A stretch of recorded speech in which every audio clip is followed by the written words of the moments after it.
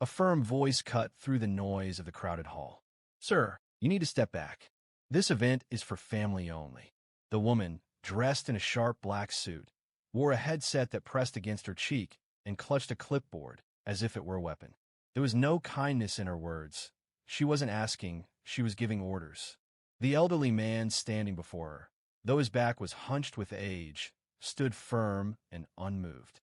His hand rested on a cane, and with the other, he carefully slipped a folded paper into his pocket. "I'm family," he said, his voice quiet but steady. The woman's response was swift and cold. "You're not on the list," she said, her tone flat. "You'll have to leave, sir. This section is for immediate relatives only." Around them, the buzz of the room began to die down. Curious eyes shifted toward the old man in his worn military jacket. Some of the parents whispered among themselves, wondering who he was. Others frowned, assuming he was confused or had wandered in by mistake. No one moved to help him, though. But Harold Bennett wasn't there for sympathy. He was there for his son, who had served 3 tours overseas. The same son who had earned his degree through late-night classes and sometimes patchy Wi-Fi in distant battle zones. The same son who just weeks ago wrote a letter that smelled faintly of desert sand, saying, "Dad, if you're able to make the trip, I need you there. The ceremony doesn't matter. I just want to see you." At 83 years old, with a long and exhausting journey behind him, Harold had sold his old truck to afford the ticket.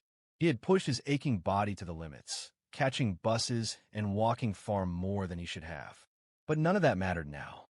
The woman in front of him only saw a name that wasn't on a list. "Sir," she said again, louder this time, "if you don't leave, I'll have security escort you out." Harold gave a small, quiet nod and began to turn away, his cane tapping on the floor with each slow, unsteady step toward the door. Heads turned, and the murmurs in the room grew louder. But no one intervened. That was until the unmistakable sound of chairs scraping across the floor broke the silence. One by one, 6 men stood up, their posture rigid, their uniforms sharp and pressed. They moved toward Harold, and the crowd watched in stunned silence. "Where do you think you're going, Sergeant?" one of them asked, his voice sharp as he approached Harold. Harold looked up, confused. "I was told to leave." The man stepped forward and stood tall. "Not today, sir. Not while we're here." Another man, standing beside him, spoke up. "This man's son saved my life in Afghanistan," he said. "If he doesn't belong here, then none of us do." The atmosphere in the hall shifted.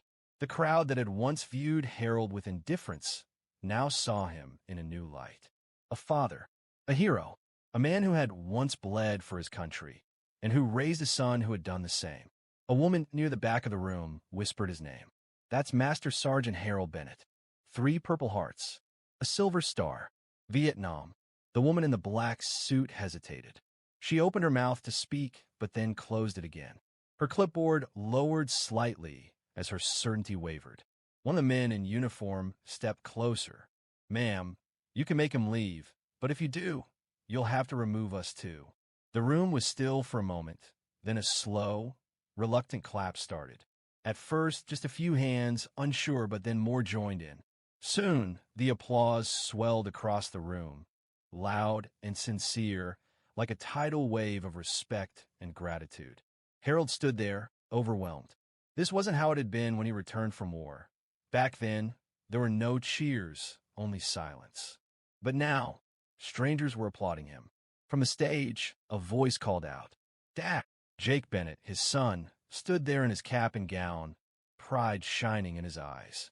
Without a second thought, he stepped down from the stage and walked straight toward his father. He wrapped his arms around him tightly. "You made it," Jake whispered. "I told them," Jake said louder for everyone to hear. "I wouldn't walk across this stage if you weren't here. You earned this more than I did." Tears welled up in both of their eyes. The crowd's applause grew louder, and cameras clicked as phones lifted in honor. The woman with the headset stepped back, her arms folded in quiet respect. Harold Bennett didn't need a diploma. All he ever wanted was to be seen, and for the first time in a long while, he was. As the applause echoed through the hall, Harold stood frozen, his hands trembling slightly as he held onto the cane that had carried him so far. In that moment, surrounded by the roar of approval, the cheers, and the flash of cameras, it all felt surreal.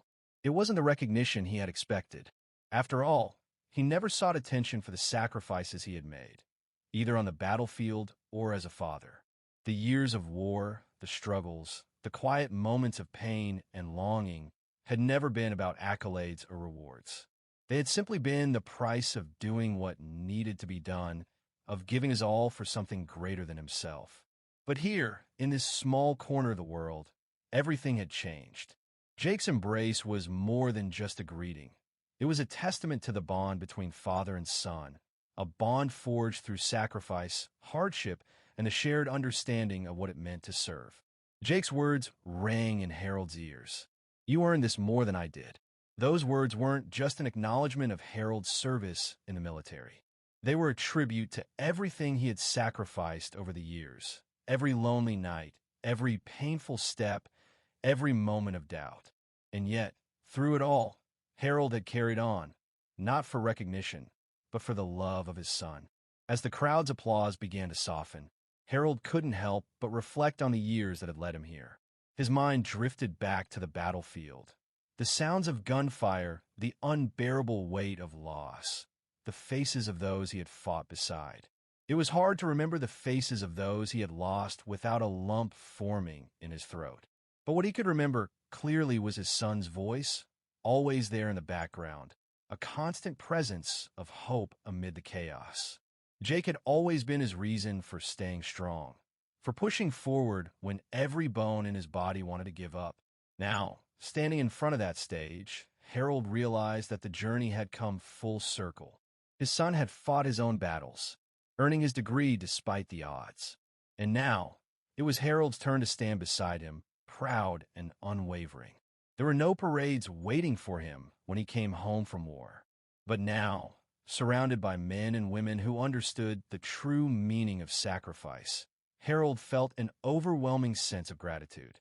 The woman in the black suit who had tried to dismiss him was now standing at a distance, no longer certain of her position. The power had shifted. She had once seen Harold as just another name on a list, someone who didn't belong in the VIP section. But now, she saw what the rest of the room had already recognized. Harold wasn't just any father. He was a hero, a man whose life had been a testament to duty, honor, and love. And in that moment, it wasn't the list that mattered. It was the legacy that Harold Bennett carried with him, one of courage, resilience, and sacrifice. The applause finally faded, but the energy in the room remained electric. As Jake and Harold stood together, side by side, their bond was unspoken yet clear. They didn't need words to convey their pride in each other. It was in the way they looked at each other, in the way the room had shifted around them. Harold didn't need the diploma. He didn't need to stand at the front of the stage or be celebrated as a hero. All he ever needed was to see his son succeed, to know that his sacrifices had made a difference. And in that moment, as Jake stood tall beside him, Harold knew without a doubt that it had all been worth it.